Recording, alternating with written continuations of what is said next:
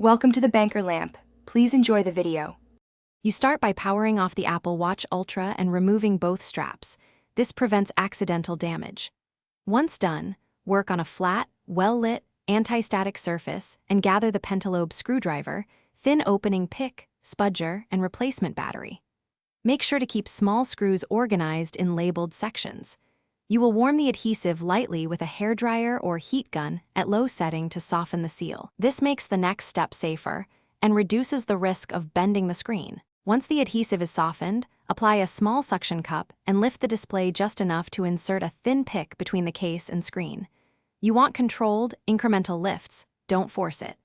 Next, expose the internal shield and remove the bracket screws in sequence, placing each screw where it came from. Carefully use a spudger to disconnect the battery connector before removing the battery itself. This prevents short circuits. Make sure you do not stress the display flex cables while maneuvering components. You install the replacement battery by seating it in the tray, reconnecting the battery connector, and reattaching the protective bracket with screws in their original positions. Once everything is secured, power the watch on to confirm the screen, touch, and sensors respond. Testing now saves you a second opening.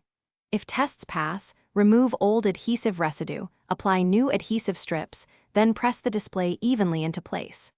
If the watch does not power, check connector seating and any torn flex. Receipt connectors. Thanks for watching. If this was helpful, leave a like and consider subscribing. See you next time.